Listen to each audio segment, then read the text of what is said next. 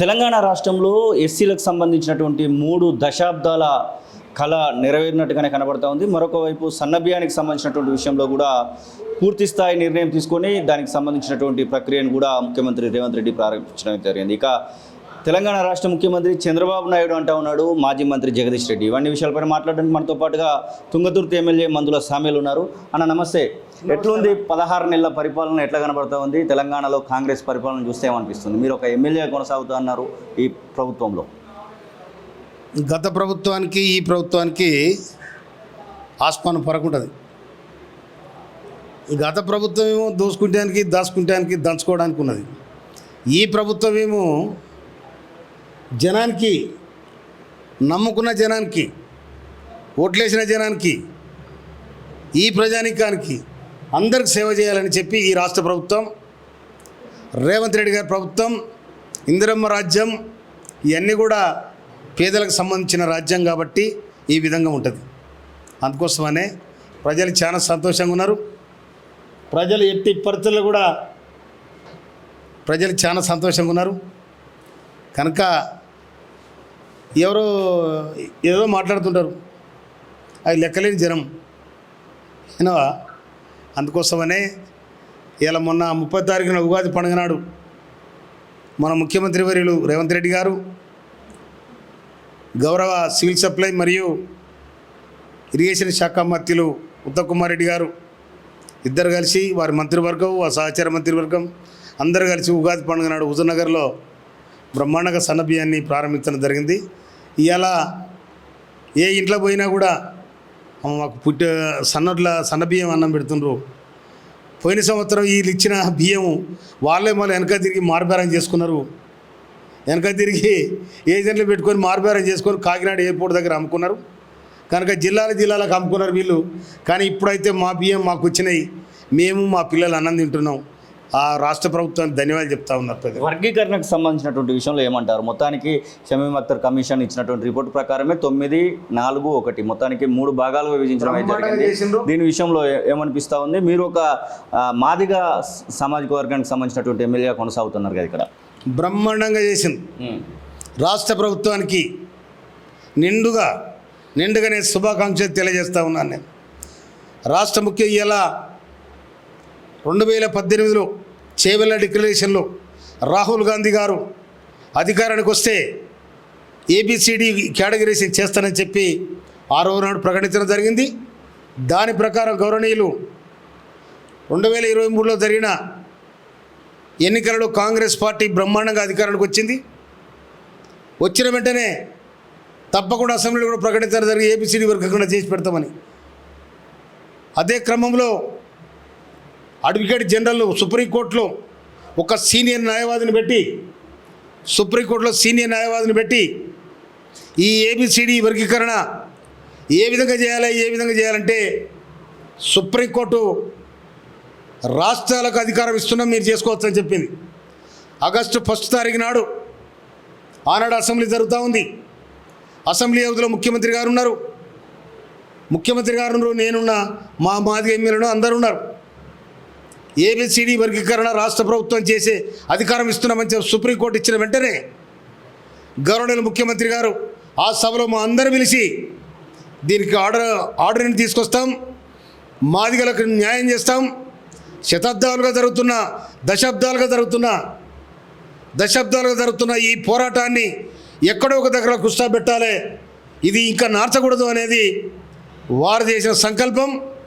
దానికి ఉప ముఖ్యమంత్రిగా దానికి ఉపసంఘం వేసి ఆ ఉపసంఘానికి చైర్మన్ గౌరవనీయులు సీనియర్ మంత్రివర్యులు ఉత్తమ్ కుమార్ రెడ్డి గారిని చైర్మన్గా చేసి, దాంట్లో ఉప చైర్మన్గా దామోదర రాయనరసింహ గారు, సభ్యులుగా మన శ్రీధర్ బాబు గారు, గౌరవనీయులు పొన్నం ప్రభాకర్ గారు, సీతక్క గారు, మల్లు రవి గారు, వీళ్ళు సభ్యులుగా ఉండి వాళ్ళు దాదాపు కొన్ని మీటింగ్స్ సిట్టింగ్ చేసి ఆ తర్వాత దీన్ని ఏకసభ్య కమిషన్కి ఇస్తే బాగుండదని రాష్ట్ర ప్రభుత్వానికి సిఫారసు చేస్తే, రాష్ట్ర ప్రభుత్వం షమీమ్ అఖ్తర్ గారిని ఏకసభ్య కమిషన్ చైర్మన్గా చేసి వారు కూడా దాదాపు 4-5 నెలలు ప్రతి మండలం, ప్రతి జిల్లా, దాదాపు 33 జిల్లాలు తిరిగాడు ఆయన. తిరిగి అంత ప్రాంప్ట్గా అంత పకడ్బందీగా ఎక్కడ కూడా కోర్టులో కూడా వాళ్ళకి కొట్టివేయకుండా కోర్టుకు పోకుండా ఆ విధంగా చేయడం జరిగింది. కనుక వారికి షమీ అఖ్తర్ గారికి వాళ్ళందరూ కూడా ధన్యవాదాలు తెలియజేస్తాను. నిన్ననే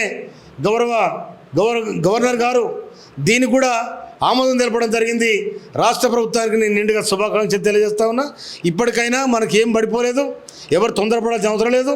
చిన్నోని వాట పెద్దగా వచ్చింది, పెద్దోని వాట పెద్ద చిన్నగా వచ్చింది, మధ్యని వాట మంచిగా వచ్చింది. జగదీష్ రెడ్డి చెప్తా ఉన్నాడు, తెలంగాణ రాష్ట్ర ముఖ్యమంత్రి చంద్రబాబు నాయుడు అంటా ఉన్నాడు, రేవంత్ రెడ్డి కాదంటున్నాడు. మరి మీరేమంటారు? నిజంగానే అట్లాంటి పరిపాలన కొనసాగుతోంది ఇక్కడ?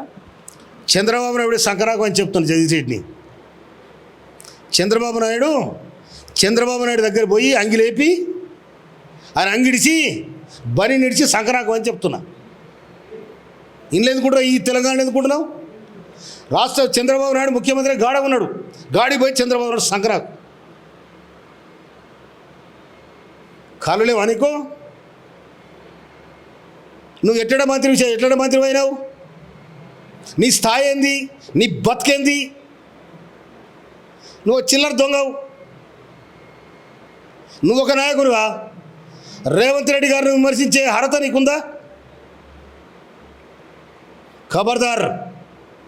తెలంగాణ రాష్ట్రంలో మాదిగలకు అన్యాయం జరుగుతూ ఉంది. మాదిగలకు ఎమ్మెల్యే సీట్లలో, ఎంపీ సీట్లలో, దాంతోపాటుగా మంత్రివర్గంలో కూడా చోటు లభించట్లేదు అనే మాట వినబడుతూ ఉంది.